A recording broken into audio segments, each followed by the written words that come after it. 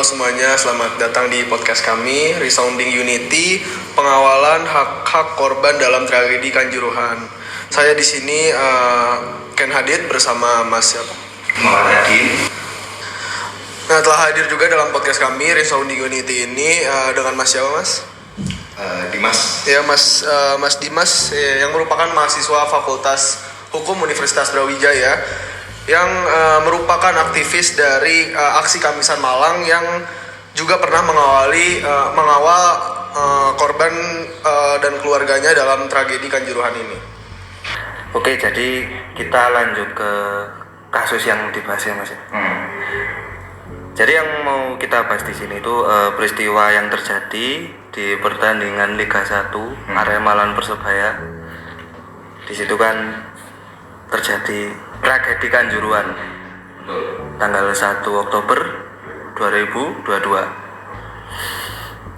Itu kan jadi apa ya, Mas ya, luka mendalam buat semua pecinta sepak bola, bahkan mungkin seluruh rakyat Indonesia ya. Kalau menurut Mas Dimas, bisa di-share ke teman-teman gimana sih, Mas, kasus tragedi Kanjuruhan ini?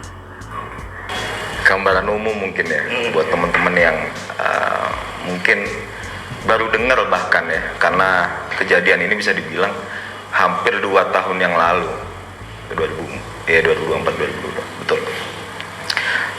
Jadi betul yang disampaikan tadi sama Masnya, kalau di tahun 2022 ini ada salah satu tragedi, bahkan bisa disebut bukan tragedi sepak bola sebenarnya, tapi tragedi kemanusiaan, kayak gitu.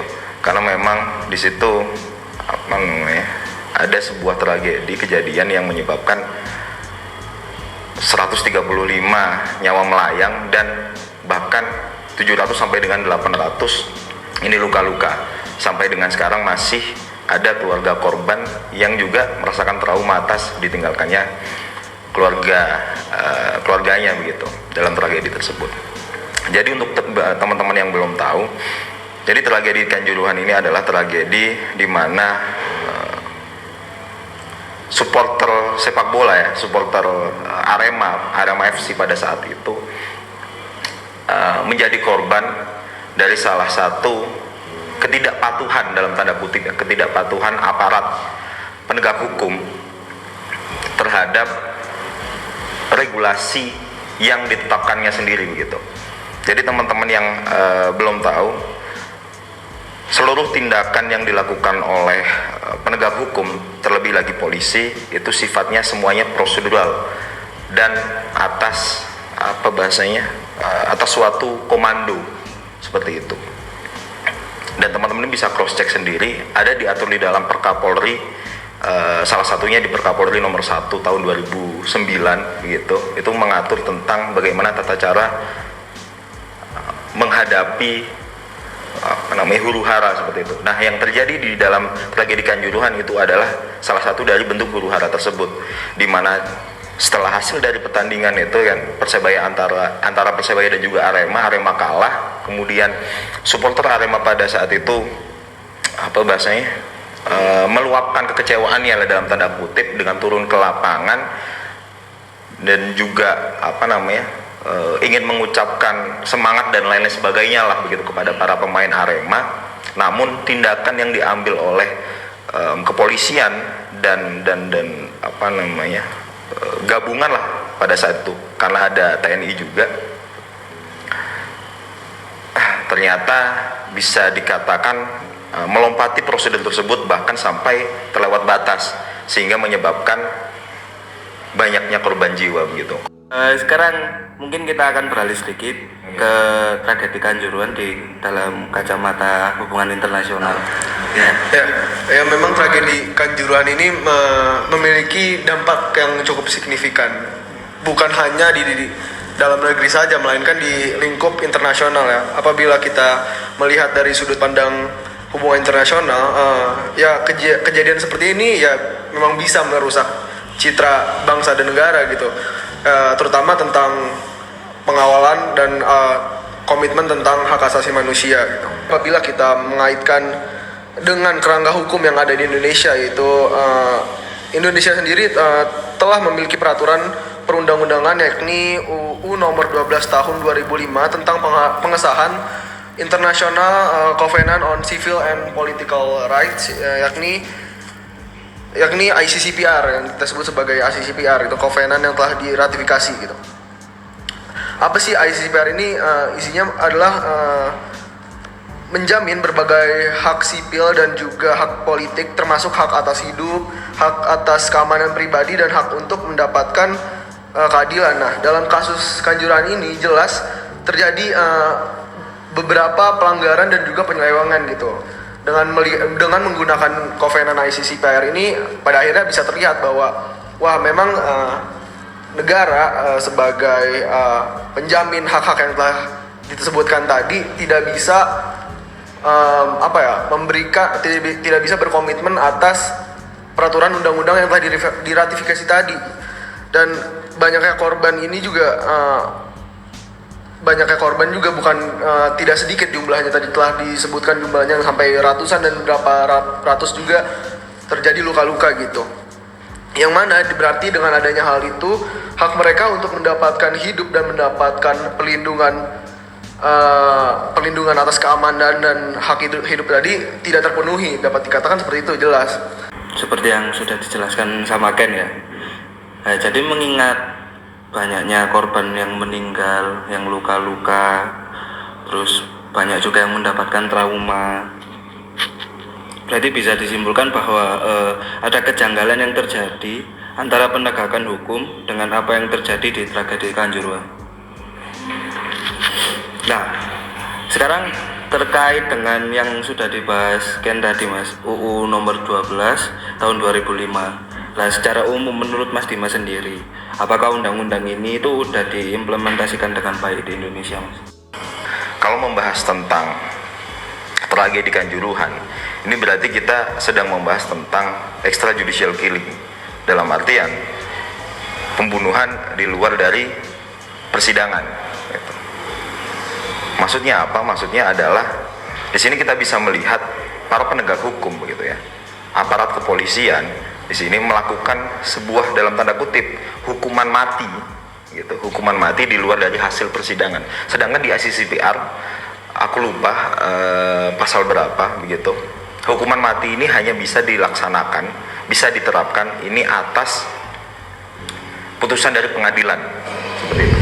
Dan hukuman mati ini kalau nggak salah negara juga harus berupaya dengan maksimal agar setidaknya hukuman mati ini harus bisa dikurangkan lah, jangan sampai hukuman mati gitu, kalau nggak salah juga gitu.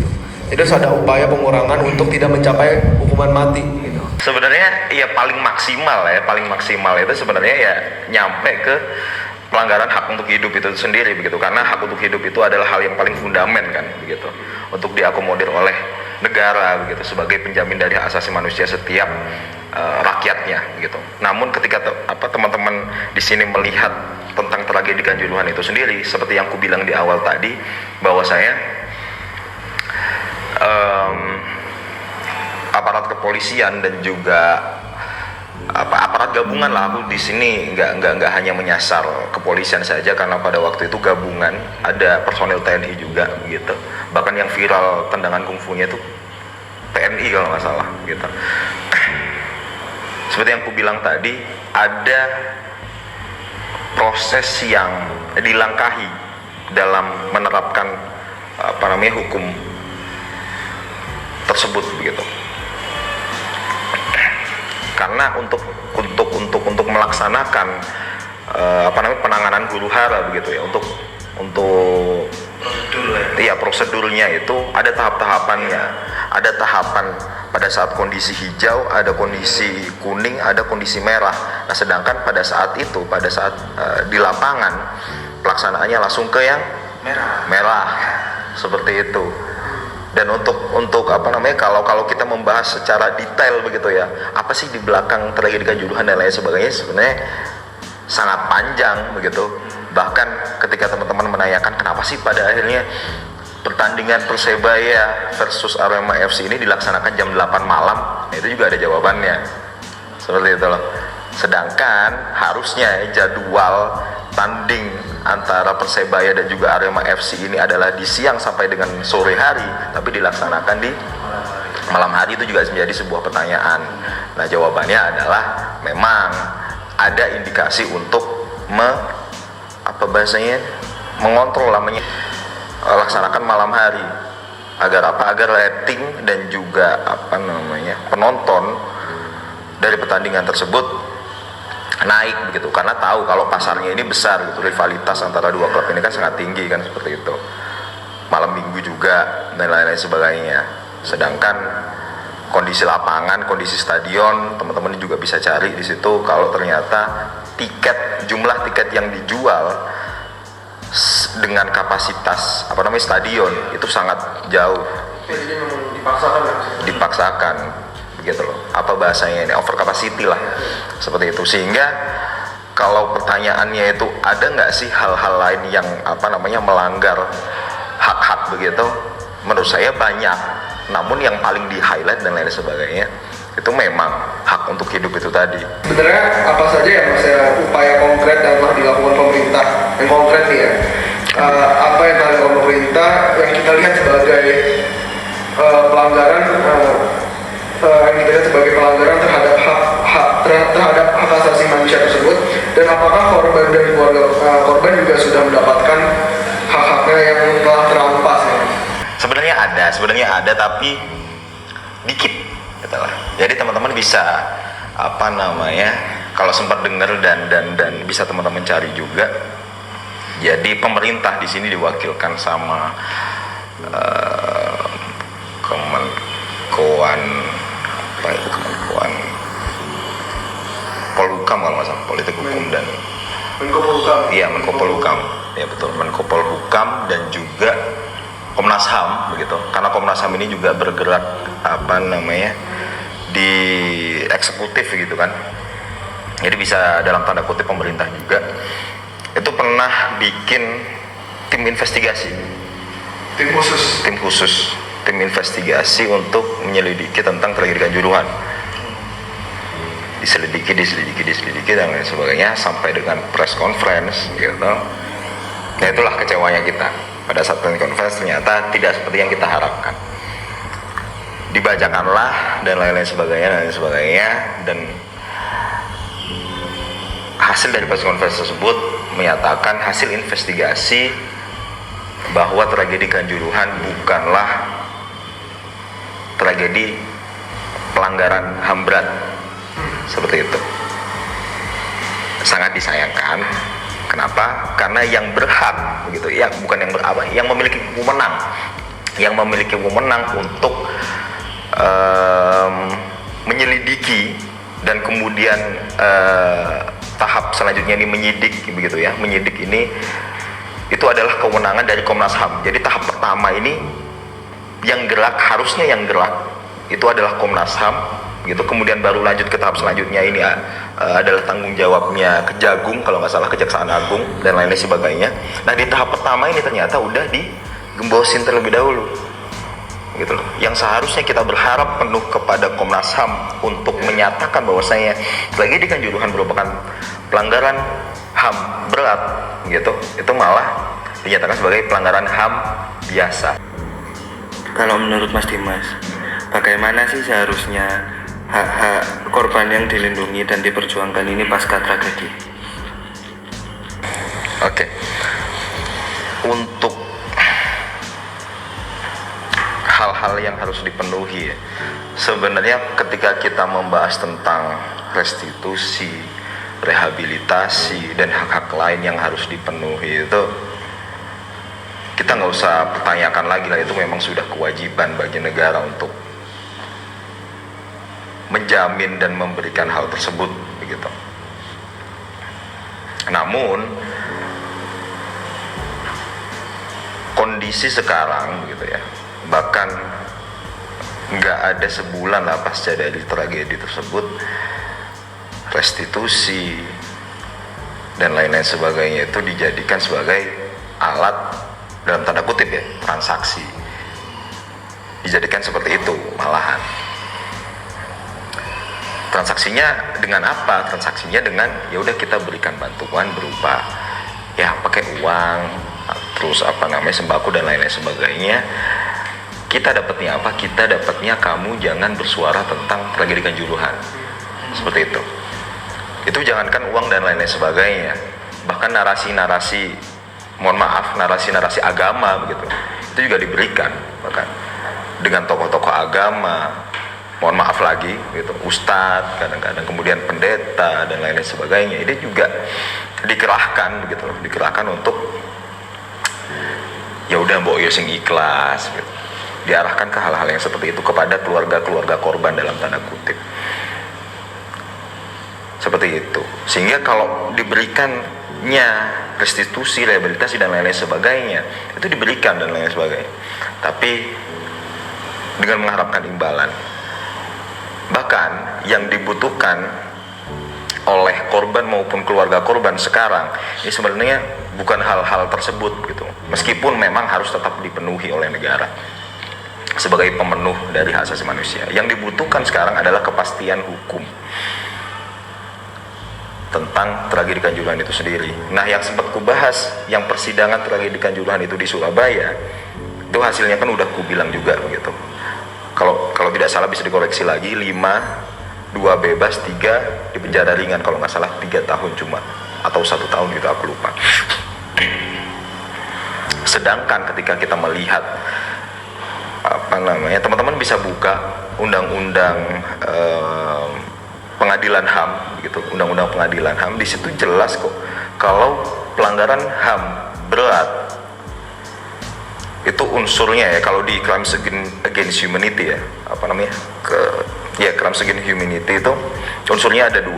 Yang pertama itu meluas, kemudian yang kedua itu sistematik, seperti itu. Nah, kita bisa melihat unsur yang kedua. Kalau yang pertama ini udah jelas banget lah, 135, 800 total begitu ya korban. Nah, yang kedua ini sistematik. Sistematiknya di mana? Itu tadi yang ku bilang di awal. Penegak hukum, kepolisian ini sifatnya adalah subordinatif. Tidak mungkin jalan kalau tidak ada yang namanya perintah gitu. Sistematisnya ada di situ. Sehingga yang divonis hukuman ringan itu tadi dan divonis bebas itu hanyalah kroco-kroconya dalam tanda kutip. Yang diinginkan oleh korban dan juga keluarga korban sekarang adalah siapa sih yang seharusnya bertanggung jawab begitu pada tragedi Kanjuruhan yang kemarin, seperti itu. Dan kalau emang udah ada dan tahu, ayo segera dihukum. Berarti memang banyak kejanggalan dalam tragedi Kanjuruhan ini ya Mas. Terus di tragedi Kanjuruhan ini apa keluarga korban udah puas? Maksudnya kayak apa masih nyari keadilan? Sebenarnya kalau ikhlas atau apa bahasanya, mungkin bukan ikhlas atau pasrah gitu ya, mungkin memaksakan lah gitu untuk melanjutkan hidup lah gitu. Jelas masih, bahkan ketika teman-teman tahu Mbak Suciwati begitu, istri almarhum Munir, beliau sampai sekarang ya tetap hidup dan tetap memperjuangkan keadilan atas kematian almarhum Munir, seperti itu. Pun itu yang dilakukan oleh keluarga korban Kanjuruhan sampai dengan hari ini. Bahkan alhamdulillah sekarang udah lebih solid begitu ya, dalam artian secara menghimpun keluarga-keluarga korban ini untuk tetap melakukan sebuah pergerakan bareng, perjuangan bareng dan lain sebagainya. Ini lebih konsisten lah begitu.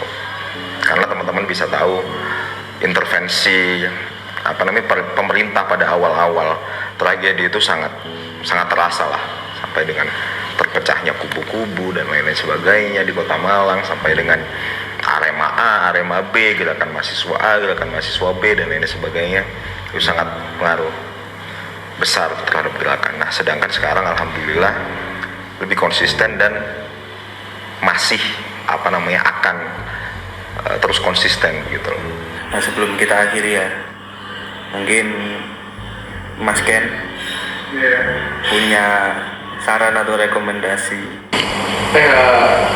Oke, kalau saran mungkin dari apa yang telah dijelaskan juga, terima kasih ya Mas sudah beri penjelasan bagaimana situasi terkini dan pengawalan yang terjadi sampai saat ini juga tadi telah dijelaskan. Kalau dari saya sih mungkin saya lebih menyarankan pemerintah ya untuk meningkatkan transparansi dan akuntabilitas dalam penginvestigasian kasus ini, karena kasus ini juga sudah berapa tahun yang silam gitu, karena sampai sekarang juga keluarga korban mempertanyakan kejelasan dan kelanjutan atas hak-hak yang harus dipenuhi oleh korban, juga belum ada jawaban dan belum ada hasil yang pasti lah bisa kita katakan. Karena itu mungkin menurut saya juga sangat penting ya dalam melakukan investigasi atau pengawalan kasus ini dengan melibatkan berbagai organisasi masyarakat sipil gitu kan. Dan bagi masyarakat juga jangan lupa mari kita sama-sama terus memberikan dukungan dan perhatian ya bagi para korban dan juga keluarganya yang sampai saat ini juga masih menunggu kejelasan atas hak-hak mereka yang dilanggar gitu. Dan kita harus memastikan juga proses penegakan hukum ini dapat berjalan baik secara dan juga efektif ya, dengan transparan agar bisa menghasilkan hasil yang terbaik bagi para korban. Nah, sekarang kalau dari Mas Dimas sendiri, apa punya masukan atau saran buat pemerintah atau masyarakat? Nah, oke. Jadi mungkin tadi Mas Ken ya udah ngasih saran untuk pemerintah begitu. Aku mungkin untuk masyarakatnya aja lah ya. Karena yang terjadi gitu di tanggal 1 Oktober tahun 2022 itu bukanlah tragedi sepak bola, namun itu adalah tragedi kemanusiaan. Kita juga bisa mengalaminya gitu. Ada kemungkinan besar kita juga akan mengalaminya, sehingga ketika kita tidak bergerak bersama, kita tidak kita tidak peduli dengan sesama gitu, kita di kemudian hari juga akan bisa mengalaminya. Kita udah ikut gerakan begitu ya dalam isu-isu internasional seperti Palestina, mungkin sekarang yang sedang ramai begitu, all eyes on Rafah dan lain sebagainya. Kenapa tidak bisa dengan apa yang terjadi di dekat mata kita seperti itu? Ketika tidak selesai di hari ini, di kemudian hari bisa saja terulang dan korbannya bisa jadi kita. Jadi ayo bareng-bareng kita juga ikut bersuara akan hal tersebut.